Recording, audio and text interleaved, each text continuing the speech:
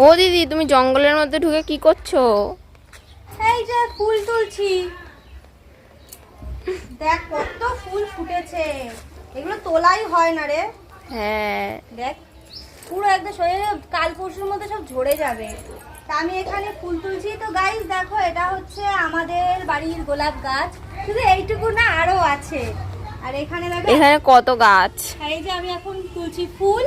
আর এখানে এখন অনেকগুলো গোলাপ আছে, অনেক আছে।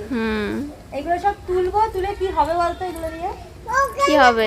এগুলো দিয়ে হচ্ছে সব পাপড়িগুলোকে ছাড়িয়ে ছাড়িয়ে এগুলো আমি শুকিয়ে শুকিয়ে রেখে দেবো। পাপড়িগুলো কাজে লাগবে।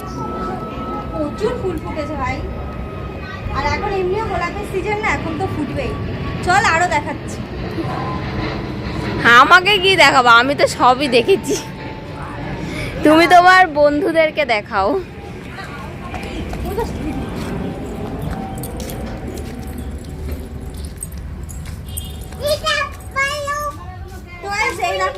আরো ফুলের গাছ আছে। এটা হচ্ছে আমাদের ভাঙাচোরা বাড়ি, আর বাড়ির সামনে হচ্ছে এগুলো ফুল গাছ। সেগুলো আসলে আমি তুলবো।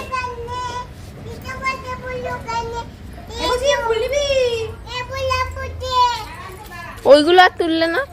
তুলবো তুলবো, আমি হচ্ছে সবাইকে দেখানোর জন্য এখানে চলে এসেছি, এগুলো দেখাতে। ও এখানে আচ্ছা অনেক আচ্ছা। ফুল ফুটেছে দেখ। হ্যাঁ, এখানেও অনেক ফুল আর ফুটেছে। এগুলো সব বড় বড় ফুল। এনে এটা আমার তরফ থেকে তোকে। বলে ঠিক আছে দে।